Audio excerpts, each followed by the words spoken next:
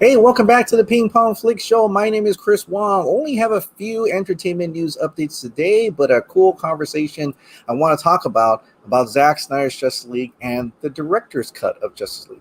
What is up with those two titles? More to come later in the show. Oh, by the way, I did put out a short little Ping Pong Flix clip. What it is, it's called The Joker Steals the Air cut of Suicide Squad. Now, I am going to be putting out these 1 or almost 2 minute clips, kind of a humorous thing after every show. So if you have a daily show one day, maybe during the afternoon, you'll see a little clip, and then you're going to have a daily show after. So my main focus is the daily show. And if you look in the title, it's at the end, it says daily show, and it's pretty much about a little over 30 minutes for a daily show. But I still am really I still really like to do those little funny little clips of things that I just think up, and I think it's really fun to do. So hopefully you enjoy it, and please check it out. If you haven't, the link is right up here. All right, now let's get on with the show. The first topic of the day is Halloween kills in Empire Magazine. Empire Magazine put out this little article, Halloween kills. So the article goes as follows. Recent years, particularly 2020, have dealt us all kind of real-world horrors. From the rise of the alt-right to the COVID-19 pandemic, it's been a terrifying time, but prime material for the horror genre to turn into a resonant, spooky, and cathartic movies. Take Halloween Kills, the upcoming sequel to David Gordon Green and Danny McBride's 2018 film, which picks up right where that film left off and promises another night of terror for Jamie Lee Curtis's Laurie Strode and her family. According to Green, it's a sequel that channels themes that couldn't feel more timely. The film is about community fear, paranoia, misinformation, and crowd panic, Green tells Empire of Halloween Kills. This movie is a great popcorn genre movie and not really any kind of statement, but it's strange how things line up. It couldn't be a more interesting time to release a movie like this. And speaking of timelines, here's a brand new image from the film with a dangerous, horrifying maniac leaving a White House. Now, I don't know if you remember at the end of the last movie, it's on fire, and we even had that teaser where they're out in the ambulance or in the car, and they're going away, and she's like, and all these ambulances start coming, and the firefighter, she's like, let it burn, right? Because he wants him dead. Of course, we know this dude is unkillable, pretty much. And so he's definitely coming back for a Halloween Kills. It is an interesting alternate timeline to the other Halloween movies, if you've been following it. I think it only takes into account either Halloween 1 and 2. That's it. The other ones didn't happen, but I mean, I still love H2O, but definitely it is something different. It definitely is a kind of thing that people are really kind of embracing, and I'm really curious about if they changed anything at all to be about COVID, or it was too late and they already filmed everything, and it just so happens that a lot of the themes in here is pretty much what happened in 2020 in a way. So curious to see what that's all about. So that is Halloween Kills. All right, next topic is about CW. And you're like, Chris, weren't you not going to cover CW? Yes, I wasn't going to watch any more CW for now. I'm not going to even promote it or things like that, or even make a review on those, because I am now genre films and high-profile series, right? So that I don't have time for CW anyway. But definitely, it's like I said, if it comes out on Deadline, Variety, or Hollywood Reporter, I am definitely going to report on it, as you probably want to know something a little bit about this on a surface level. Superman Lois sets expanded series premiere and special, the Flash season debut push. So basically, all it's trying to say is that Superman Lois will have an expanded 90-minute series premiere, and followed by a half-hour special called Superman Lois Legacy of Hope. And also, To accommodate the additional programming of this, the Flash season premiere will move 1 week later, now airing at on March 2nd instead of originally, I think it was in February. So definitely that's it. That's pretty much it of all the CW that I'll cover for this one. Definitely, if you want to check it out, go ahead and do so. Definitely check out Superman and Lois and The Flash. All right, next up, Ray Fisher. Ray Fisher actually had something cool.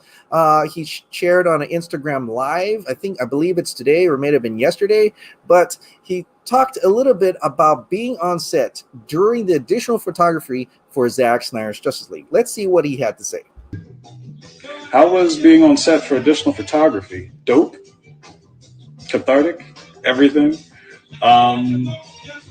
Yeah, it's a beautiful thing being able to finish the movie, right? Because being able to finish the movie shooting with Zach and with Debbie, right? How we initially started it. So it was this sort of like full circle moment. And I didn't think about it until after we were done. And, everybody knows like the additional stuff we shot was like maybe like 2 minutes worth of stuff, maybe, at least on my end. And so it's even just shooting that little bit and having that be the final memory that I'll have of shooting Justice League it's really special. So I wouldn't have it any other way. Like I said, win, lose, or draw, I've had a good time with all of this stuff, and we're going to keep pushing regardless. So now it's cool to hear that he had a great time on set during additional photography, but it's also kind of sad to hear him say that this may be the last time he'll shoot a Justice League movie. I hope not. I hope there is a Snyderverse waiting for this, but I think more towards that time, he's not sure about anything more than just Justice League, and so he wanted to take it in. Just take in this special moment that he was, finally on set once again to play Cyborg once again. And to him, it could have been the very last time. So he wanted to take it all in, which is really cool, really dope, like Ray Fisher said. And honestly, I hope we get to see him more and more in other Justice League movies and possibly as Cyborg in some fashion soon. But speaking of Ray Fisher, AT&T has been very active on Twitter in regards to Zack Snyder's Justice League today. They've been responding to fans, and a certain person responded to AT&T. Ray Fisher himself. He said, "Let's go. Hashtag release the Snyder cut. Hashtag Zack Snyder's Justice League." And we're retweeting an AT&T tweet who said, "We are on the way and plan to bring the justice. Release the Snyder cut." And AT&T responded to Ray Fisher and says, "Hype overload." It seems curious that, yes, this could just be an intern, definitely. But being that they know, almost everybody knows about the situation between Ray Fisher and the studio, it is very interesting to see Ray Fisher responding to AT&T and AT&T responding back to Ray Fisher. It's almost like they kind of said, you know what?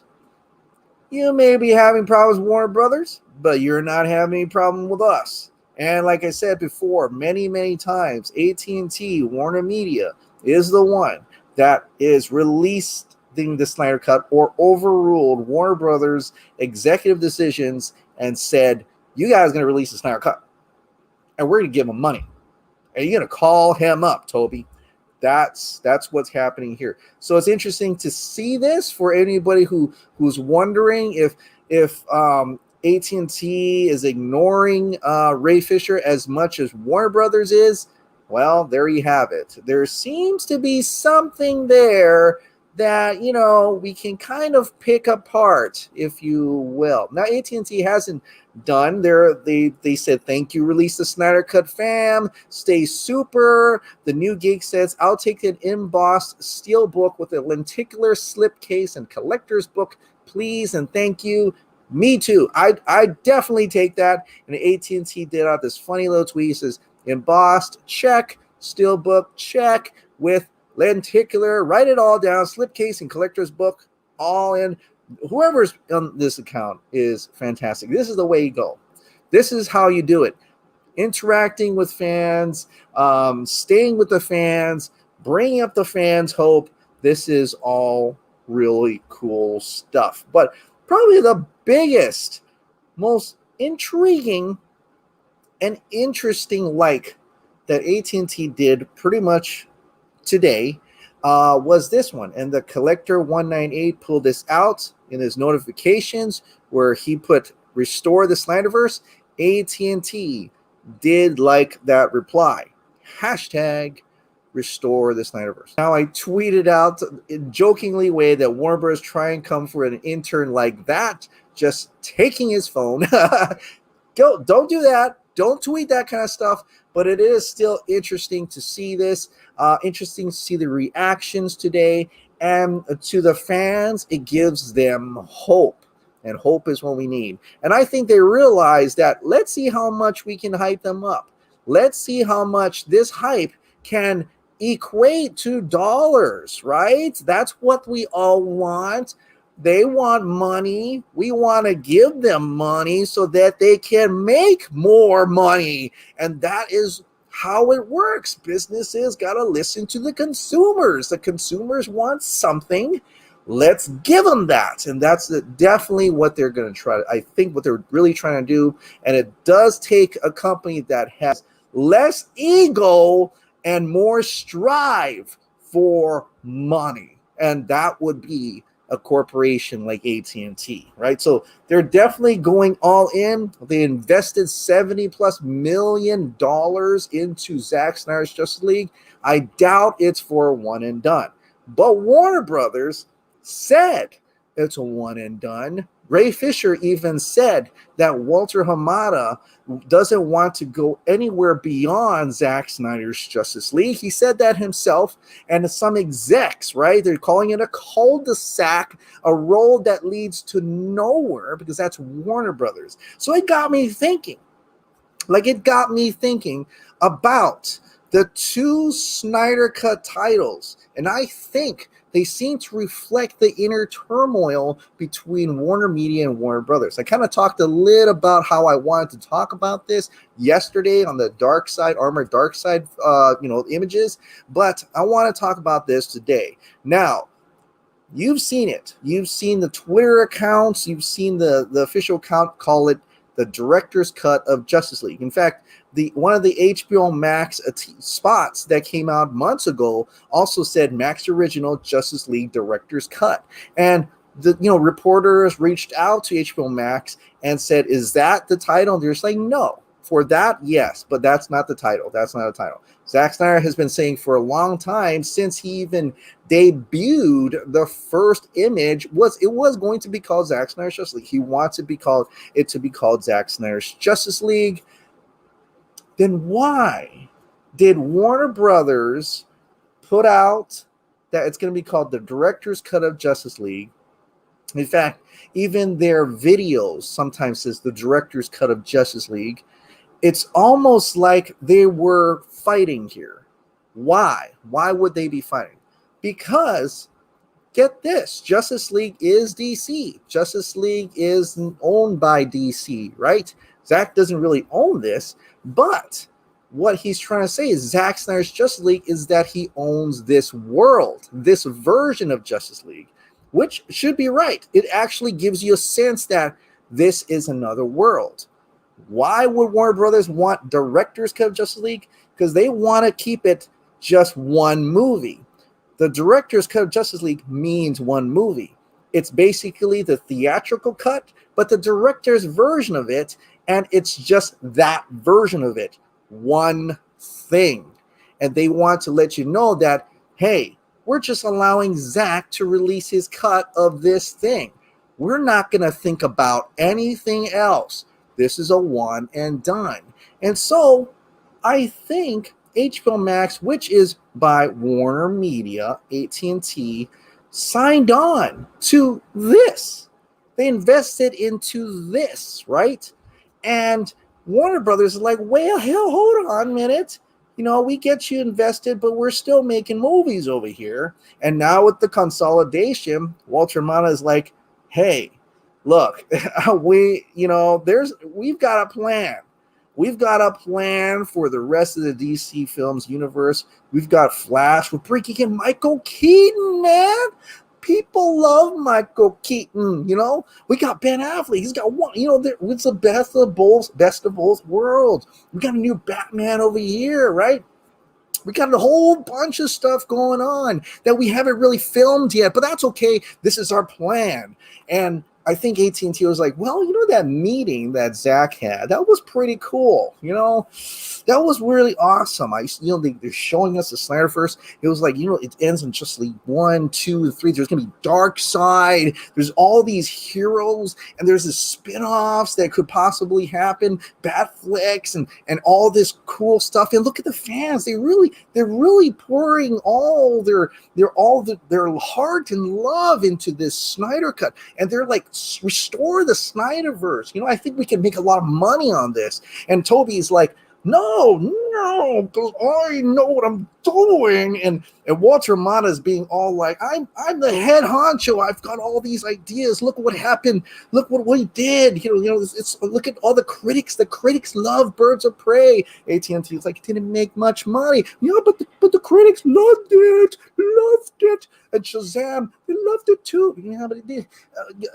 But it didn't make as much as Aquaman. Oh, you want money? Oh, okay. Well, Joker. Yeah, but you didn't want to make Joker. So it's like this big battle. And so I feel that now that the Twitter accounts, the Facebook page names, the movie itself is now no longer called Director's Cut of Justice League, because I think the little thing went back to this side, to AT&T's court, Warner Media's court, and they're like, you know what? No, we're going to push on this. I think Zack's right. I think Zack's got something here. It looks like people want it. Restore the Snyderverse. Let's try it out. Let's make this big. Let's see what happens. And I think at the same time, Warner Brothers is going to try everything they can to make this a one and done.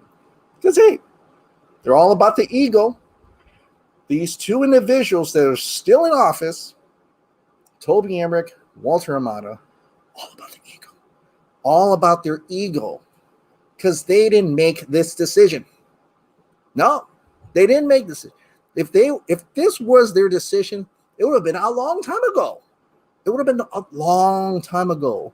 No, they were forced into this. And we're going to force them to take it further. We're trying to tell them that we don't give a fuck about their ego. We just want you to make money. And the way you're going to get our money is if you restore the Snyderverse. Restore the Snyderverse. And I think having the title Zack Snyder's Justice League, not only does it say that this is full creative control by Zack Snyder over this Justice League world, but that this means it's a new world. It's not just a cut of a movie from 2017. This is an all new experience, and it's a road that leads to a future, spin-offs, sequels, animations, comic books. It is a whole new universe that will make AT&T, Warner Media, a load of money. And that's all I have to say about that. All right. Well, let's get into the Ping Pong Flix members' comments and questions. Like I said, if you want me to read your comment and question, and please make it like about this much, just to be fair to everybody else, join as a member down below, and then comment or question on this video. Then on the next daily show, I will read it. All right. So the first question or comment of the day is David the Batman. Can't wait for all the new figures coming out. Definitely getting me some new Batfleck merchandise. Me too. Salman Malik. Hey, can I send you the cash and you post me a shirt since it's not available here in the UK, please? Actually, if you go, and I'll respond to this with the link, but if there is a shirt thing that's going out right now, let me see if I can pull it up. But definitely, it's the one that Scott McClellan and the Nerd Queens have put out, and it's pretty awesome. So this is his right here. This is the one I talked about yesterday. It's called Zack Snyder's Justice League Merch Mates. Basically, if you're a US fan that wants to help send shirts over to our international fans, you click on this form. I'll link it in the description again. And if you're international fans that want a U.S. fan to send it over, then you click on this link and fill out that form. And so this is a way we're trying to get international fans to get their shirts as well. So please click on that. I really hope there is a Funko Pop line for Zack Snyder's Justice League. If so, then they can take my money now. Yeah, I would love some Funko Pops over there as well. I'm not a diehard Funko Pop person like Dave or especially Meg, but definitely if there's some cool ones, I'll definitely take it. Eric Blake, I'd say Darkseid's involvement in Zack's Justice League 1 is very much akin to how Sauron is present in the Fellowship of the Ring. He's in the history lesson. He's a presence as Diana, like Gandalf, researches the past. And of course, cutting to him as the main boss behind the immediate villain of Steppenwolf, like with Saruman, unleash the hype beast. The Snyderverse on HBO Max is inevitable for the unity for Darkseid. I agree. That's a great analogy. Darkseid is Sauron and Steppenwolf is Saruman. That's very, very good. Eric Blake, interesting how Paramount is following Disney's lead and calling the streaming service Paramount Plus instead of saying Paramax or something. As for Netflix, there's still quite a few folks who do not want to come back as long as the Netflix is fine with having cuties on the service. One wonders what Zach, Quentin Tarantino, Scorsese, and others with Netflix exclusives on the pipeline think about this issue. I have no idea. Brandon, hey Chris, hope you're doing well. Have you heard of the filmmaker Robert Eggers, the director, writer of The Witch and The Lighthouse? He's got another project coming titled The Northman that has me excited beyond measure. It's described as a Viking revenge saga set at the turn of the 10th century, complete with a cast of top talent like Anya Taylor-Joy, again because she came from The Witch, Nicole Kidman, Alexander Skarsgård, Willem Dafoe from Lighthouse, and more. The way Eggers makes his films reminds me of Zack and how everything in frame helps connect an overall narrative with the use of visual storytelling paired with gripping and sophisticated dialogue that creates an eerie and ambiguous tone. In other words, they're both wonderful auteur filmmakers, and I think you, along with many other Snyder fans, would find his movies compelling. I love The Witch. I love Lighthouse. I do like Robert Eggers' work. Definitely, he's one of them. What other filmmakers am I into? Denis Villeneuve, Alex Garland, Nicholas Winding Refn. Those are some few that I really like.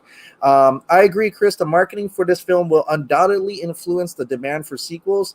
Hands down, Zack started his filming career in marketing. He made commercials and music videos for years before his first feature film. This was a deliberate move to feature Darkseid in the marketing, as it implies consequences for the events of his first film. At least that's how I look at it. I look at it in a positive way, like that. Like he handed everything to marketing pretty much.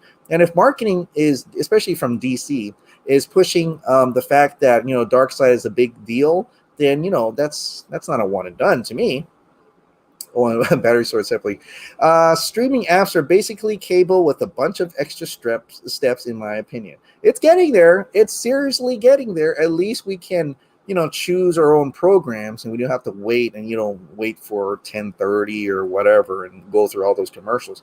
Doobie, Darkseid being the first could also be a legality thing. Since he's CG, they don't have to get any likeness rights or pay any actor to use their face. Maybe, I don't know. No, I don't think that has anything to do with that, but interesting comment. Paramount Plus is replacing CBS All Access, but it's exhausting. Paramount does have a great catalog, though. IPs, though. Yeah, they do have a lot of great catalog. That's very interesting. And it makes me wonder, everybody's doing, like HBO's got Warner Brothers stuff. And I get it, they got Fox stuff on there, but because all licensing things, that things end up on different streaming services. But that's the reason why Netflix is trying to do a lot more original stuff, because they know those licenses are probably expensive. So they'd be better off showing their own product than paying another company to show their product. And for Paramount, if they're going to like start pulling things from other services because they want to keep their Paramount product on their service, that's their right, and that may happen. I mean, that's what Disney is trying to do, and I think is doing actually. So it may seem like crazy, but definitely if Paramount's got a lot of cool content on there, they're going to try to bring it all on their service. Danny Gray, I've not been this hyped since BVS. Soon as I see the Zack Snyder's Justice League merge with Darkseid front and center, I said they will build the hype around him. JL2 is coming. I'm not sure what form it will come in, movie, live action, animated, but it's coming. Also, shout out to all the guys on the States. I'm from the UK and was so bummed when I see the shirt was US only. Then I see what the guys have set up to. Zack Snyder's Justice League fans can still get the shirt worldwide. I'm going for all three shirts too, by the way. This community never stops surprising me. Feels like one big family. Hail Darkseid. Sorry for the long comment, Chris. No, I've seen a lot longer comments like probably Brandon Hayes. But definitely, yes. It's great to see. So anybody who knows, I just talked about a little bit earlier that Merchmate is around, and definitely if you're international, sign up for that. I'm trying to get more US people to sign up. I'm signed up as a US sender, so definitely will help out a fan or two. Wow. Okay. Well, to be fair to everybody else, I'll probably just read this one paragraph. Hope you don't mind, Brandon. Wow, Paramount is going streaming too. Oh my God, I heard Sony is too, and I also heard that MGM is selling their film division for $5 billion. This is interesting. Everything is changing. The future is uncertain. Well, if Warner Brothers has a cavalier attitude about theaters and theatrical releases, then they need to think again. This coronavirus thing ain't going away anytime soon. Let's say the coronavirus goes away. Will people still want to go to the movies? Honestly, because of the way things panned out and everything that Ray Fisher is doing against them, I'll bet that Warner Brother Pictures wishes they had just let Zack do his thing without the meddling and without diverging from his original plan. Warner Brother Pictures is hated right now. The industry hates them, and fans, ticket buyers are confused by them. How ironic, too, is that the very person they tried their hardest to push aside, Zack Snyder, is the person they need the most to get their failing streaming network going. But still, even within that day, that they seem to be sticking by their bad decisions while protecting the people who made those bad decisions in the first place, while still pushing forward with rebooting things. The Suicide Squad, the Batman, the Flash, and it's all just to save face instead of just apologizing to the fans, admitting that they were wrong, and trying to make things right with Snyder and his camp. Let's face it, their film brand is tarnished, maybe forever, but it's their fault. I don't care if they apologize or not. I just want some executives to just go away. Shane S. Elman, I got the suicide prevention t-shirt, and I will be getting this Darkseid one for sure, 100%. In other news, I'm currently reading the next Batman. Do you think the Fox family is about to be represented more either in the DCEU or DCAU? Maybe DCAU, at this point, but maybe even DCEU. You never know. Well, maybe not DC, but maybe Matt Reeves one, maybe. I don't know. There was rumors that I didn't talk about it, but there's like a Batman animated series sequel, so maybe there's some stuff in there as well. And that was all coming from Kevin Smith. I didn't report on it because I'm waiting for it to be an actual trade drop, in which an actual announcement before I even do it. But yeah, definitely there's a lot of chances for that. Animated, probably a lot more likely. Brent T. Wilson, Darkseid's design is awesome. This is going to be epic. Roll on March. I can't wait for the McFarlane Toys figures. Damn, me too. I want to see the figures, like the actual figures, instead of just like, shots from the movie. Like, I want to see what the figure looks like. Carlos N. Mahalo, Chris. Loving the videos as ever. Your comedy shorts are great and show how much fun you're having. When do you think the fandom push for ZSJL 2 and 3 will start? As you and others have said, we need to watch the living heck out of ZSJL when it hits HBO Max. Well, I would probably say the fandom push will start after Zack Snyder's Justice League comes out, and we don't hear a peep of anything like that, and I know there's probably going to be a cliffhanger in there. Then we're definitely like, I want more. That's when we're going to ask for more. When Justice League comes out, we're going to ask for more, definitely. if they can greenlight Wonder Woman 3 on the same weekend as Wonder Woman 1984, despite all the divisiveness of it, then you can damn right know they can announce Zack Snyder's Justice League 2 and 3, or even just 2 at first, on that same weekend that Zack Snyder's Justice League comes out. I'm just saying. All right, well, that is it for tonight. Thank you so much for watching. Like I said, if you absolutely love this daily dose of entertainment news, please click the like button, hit that subscribe button, ring that notification bell, keep this hot dog light on, and I'll see you next time. Oh, yeah, I also have a shirt down below if you have any to spare. All right, thank you. Bye.